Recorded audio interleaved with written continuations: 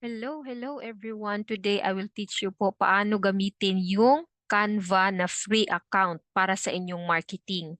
Okay, so screen share ko po. Alright, so ito po no, gumawa po kayo guys ng yung account sa Canva. Free lang po ito, no? So here, meron po yung makikita na mga tabs doon sa left. Yan, may home, projects. Okay, pwede po kayong gumawa ng mga design for free dito po no sa Canva. So, utilize this guys no kasi magagamit po natin sa ating marketing. Okay, dito sa projects, meron po itong let's click. Okay, home. Ito po yung home. Pwede po kayong gumawa ng Facebook post. Pwede po kayong gumawa ng documents. Okay? Meron po kayong whiteboard. Pwede din po kayong gumawa ng presentation. Okay? Social media post. Ito po yung i-click ninyo kung gusto niyo gumawa ng social media. Then video. Pwede din po kayong mag-edit ng video. Okay? Print. Pwede po kayong mag-print. And then website. So, ngayon guys, gagawa po tayo ng Facebook post. So, i-click po ninyo itong Facebook post. So, first click yung home, tapos lalabas po itong Facebook post. Okay? So, ayan. Alright. So, dito po, meron na po siyang dito sa right side, makikita po ninyo yung blank page. Okay? So, here on the left side, ito po yung mga designs na pwede natin gamitin. Like ito, elements. Pwede kayong maglagay ng mga shapes. Okay? Dito text. Ito po yung gagamitin po ninyo for adding the text. Okay? Upload po naman. Ito po yung i-upload ninyo yung pictures na na-save po ninyo sa website. So example po, pupunta tayo sa, ito po ako kumukuha ng mga pictures no sa unsplash.com kasi free po yung mga pictures dito. Okay? So halimbawa po, gusto ko lang mag-ano ng nature. Okay, nature. Yan, pwede po ninyong isave. Basta wala lang pong ganito. That means yan po ay may price. Pero maghanap po kayo yung walang mga bayad. Ito, maganda din po ito, no? So you can click that. Okay, tapos dito po sa right side, download free. Okay, magagamit na po niyo yun. So here po, ay upload natin dito sa Facebook. Upload files. Okay, gallery. Hanapin ko po yun. Sana yun na download. Documents, download. Okay, ito po.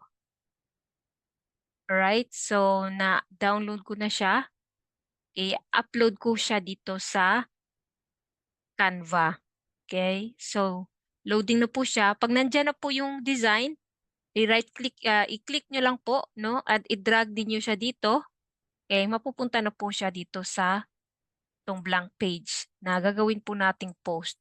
So, ang ginagawa ko po ay I will move this one no para lumaki siya. Yung mga dots sa gilid-gilid, i-move nyo lang po. And then ito po yung text. Pwede po kayo maglagay dito kung ano po yung message ninyo. So kung gusto po nyong ilagyan ng quotes, punta po kayo sa ChatGPT. I-type lang po ninyo yung mga quotes, okay? So pag i-type ninyo yung mga quotes, okay, what quotes for today, mga ganon, lalabas po ito. Okay, so ang gagawin ko po ito dito, pipili po ako ng isang quote. Okay? Self-care, ito maganda. Self-care, maybe not. Okay, almost everything will work again if you unplug it for a few minutes, including you. So here, maybe this one. The future belongs to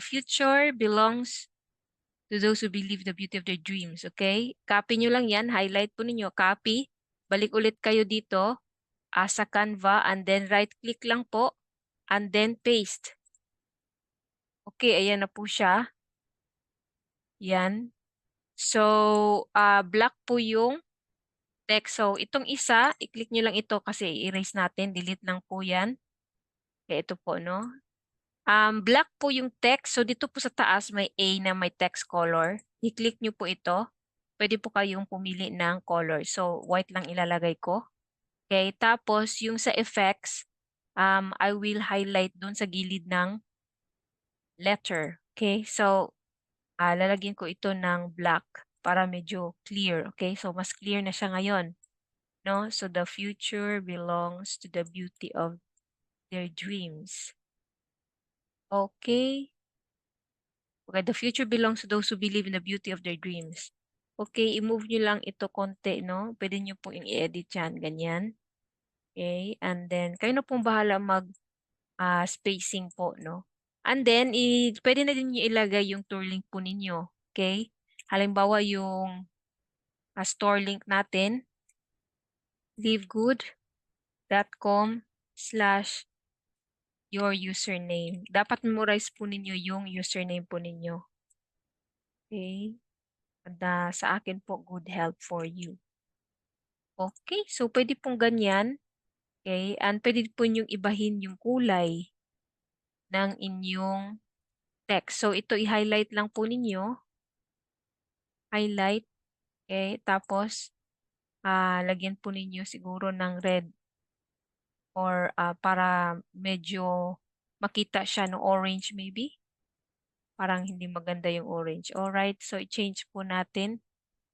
Ano po yung maganda? Brown maybe, I think brown. So kung walang brown po dyan, i-click po itong add new color. Then mag-pick po kayo ng color. Okay, so parang nandito yan yung brown. Kaya lang parang dark siya. So ite-test po ninyo no kung anong magandang kulay na gusto nyo pong ilagay. Okay, like that. So ito okay na siya. Then effects, lalagyan ko po siya ng parang thickness, no? Parang border para medyo clear siya kung makikita nila. Para madali nilang makita. So, ganyan po guys. Alright, so tapos sa right side may nakalagay share. Click nyo po yan. I-download lang po, no? Here, use JPG para maganda yung quality ng inyong picture and then download. Mada-download na po yan doon sa cellphone po ninyo or sa laptop or sa desktop po ninyo. So yan guys, nakapag-gawa na po ako ng isang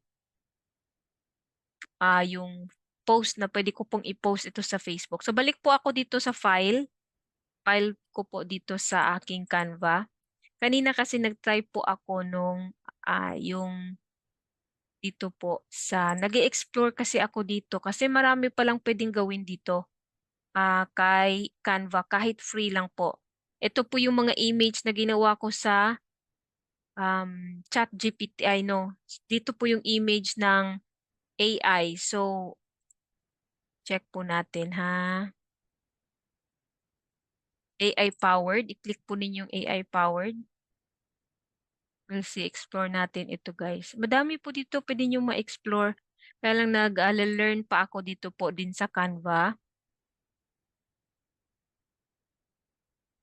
Okay, projects. Check ko yung projects. Kanina kasi gumawa po ako ng design. Yung ito po, no? Ginawa ko po ito dito po sa Canva. Free account lang po iyan. And ito po yung ginawa ko kanina kasi gumawa ako ng yung sa AI. So create design. Check po natin dito. Wait na check natin saan na ba yun. Kailang hinahanap ko po siya. Let's see. Ito po guys. Click po itong Magic Media. Ito po yung ano kanina. Yung Magic Media, napakaganda po, no? I-click nyo lang po itong add page para meron kayong another page to work on. Tapos dito po sa Magic Media, i-type nyo po kung ano gusto ninyo. Halimbawa po beach. Okay? Beach. And then generate image. Mag-generate po siya ng image about any image na merong beach. See, napakaganda po guys. So, pwede na po ninyo itong magamit na background po sa inyong mga flyers or anong gusto po ninyong i-promote. So, ilalagay po ninyo dyan. I-drag nyo lang. Okay. Okay, tapos itong mga points sa gilid-gilid, i-move nyo lang po ganyan para mapuno po yung space. Okay. Yan, andito po. Okay, pwede na po yan lagyan ng quotes and then add page ulit. Ito po, no? Right click, pwede din pong, ayan, nandyan na. Okay, i-click nyo lang po at saka mapupunta na po siya dito po sa inyong working page. Okay? And then add page ulit. Kukunin ko ito lahat ng pictures kasi maganda yung pagkaano niya eh. Yan, ang ganda po no, ng pictures na na-create ng Magic Media. Napakagaling talaga nito guys. It's just free and then you can create na po yung pang-advertisement ninyo sa Facebook para hindi naman po boring. No, it takes a little bit time na gumawa po nito kahit once a day. Pwede po kayong gumawa, no? Parang naglalaro lang po tayo dito, no, ng pag-edit-edit. O halimbawa po dito po, no, sa isang picture na ito. So, punta tayo kay ChatGPT. Balikan po natin si ChatGPT. Kung wala po kayong ChatGPT, ganito lang po, no? Mag-open po kayo ng browser, tapos ilagay po ninyo ChatGPT. Kasi ChatGPT po, kung kahit hindi na po kayo mag-login, pwede pong stay log out. Pwede po ninyong ilagay dito yung questions ninyo kay ChatGPT. Quotes for success. Okay? Quotes for, okay, wrong spelling. Quotes for success. Okay? Yan. Tapos ilalabas na po niya lahat yung mga quotes na gusto niyang i-share po sa inyo. So ito number 1. Pwede ko po itong gamitin doon sa aking sa aking Canva. So dito guys, i-click lang po yung text, add heading, okay, and then paste. Ayan, meron na po tayong. So ano po yung ating goal? Bakit po mag-ano tayo ng mga quotes? Kasi mostly yung mga tao po, gustong-gusto nilang makinig sa ay mag-view ng mga quotes, yung mga inspiring quotes. Okay, tapos lagyan po nyo yung effects. Ito yung gustong-gusto ko, yung parang may outline po siya. Pwede nyo po itong i-block para medyo ano po siya, clear tingnan. Okay, tapos pwede nyo pong medyo i-highlight konti ang thickness niya, no? Ganyan, or like this. Okay, tapos pwede na po yung ilagay yung inyong site dito po. Okay, www.livegood or kahit ganun na lang, oh. livegoodtour.com/good health for you. Okay. Sa atin pong mga new members, no, kung meron po kayong mga new members, I suggest po na sabihan po ninyo sila na dapat yung username po nila at ay pangalan na lang po nila, no, para hindi po maligaw yung mga nag-tour po sa kanila. Kasi late na ko na na ano siya, na-realize na dapat nilagay ko po yung pangalan ko dito. Pero it's nakamarket na kasi ako kaya yan na lang po yung ginamit ko na username ko po, Good Health for You. So yan po guys. Ito po, pwede ninyong i-highlight din yung kanyang outline konti. Okay, so ayan, meron na ulit kayong isang pang-post. So magagawa pa ako ng isa. Okay, dito lang po ako nagka-copy sa ChatGPT kasi para hindi na po kayo mahirapan. Okay, so ito po pwede nating ilagay. The only limit to our realization of tomorrow is our doubts of today. Okay. So ito po lang, i-click nyo po lang itong okay, subheading. Ito, delete po ito. Ito pong add heading. Ay, mali po. Dapat pala sa next slide. Okay, i-click nyo po ito. Okay, para dyan po lalabas yung add heading. Okay, tapos right click. Okay, paste. Okay, na-paste na din yung na-copy po natin na quotes. Dapat alam nyo po yung pag-copy ng quotes. Yan. Okay. So, pwede po ninyo itong palakihin.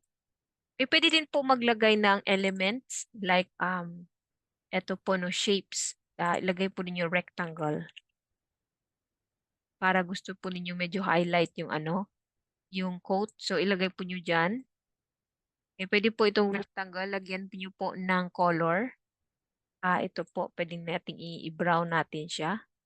Okay, tapos palakihin konti. Okay, and then ito pong text. Right click po kasi i-bring forward natin yung text para nasa ibabaw po siya ng yung box. Okay, ganito po. So at least medyo klaro siya. The only limit to your realization of tomorrow. Ayan. So, pwede din nyo pong i-adjust yung box konti.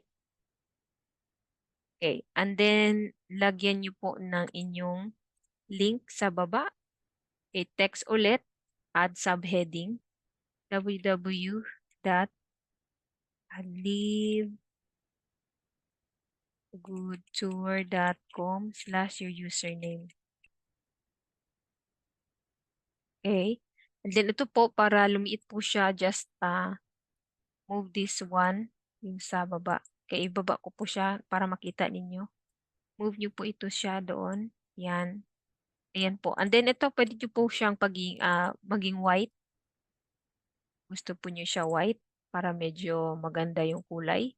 And then, effects. Okay, lalagyan ko siya nito. Okay.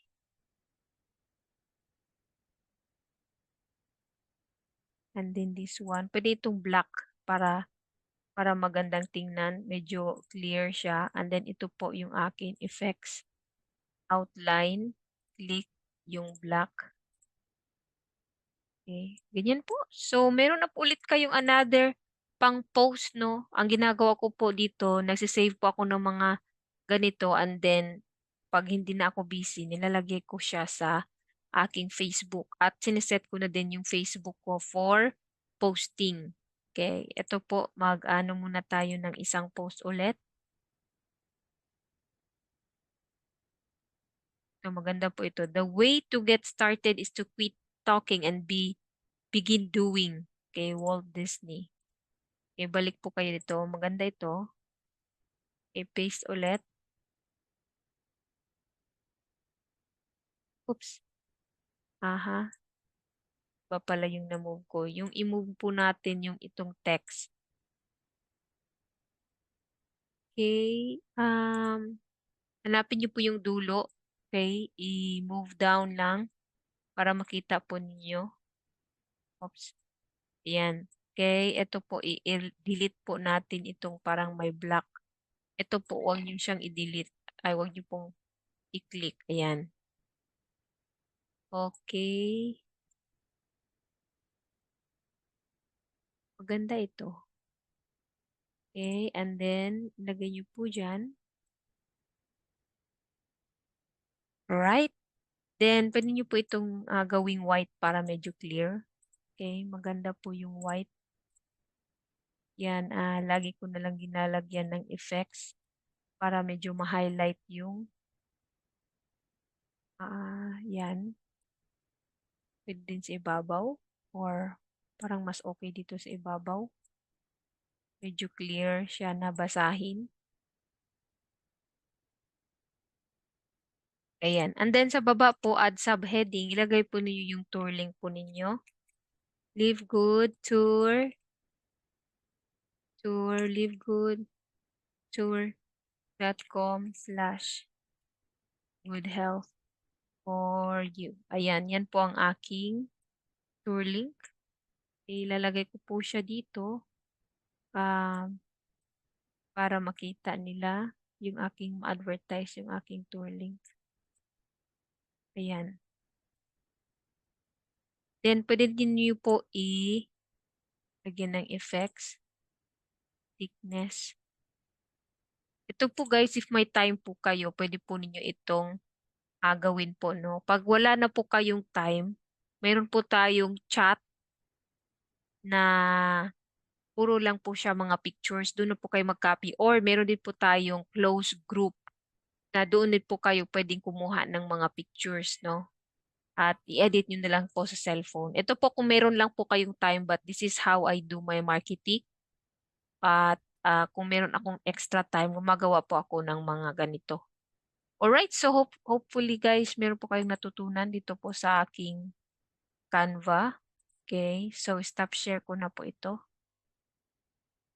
Stop share. Right, so that's it for today guys. Thanks for watching. Keep sharing po your business.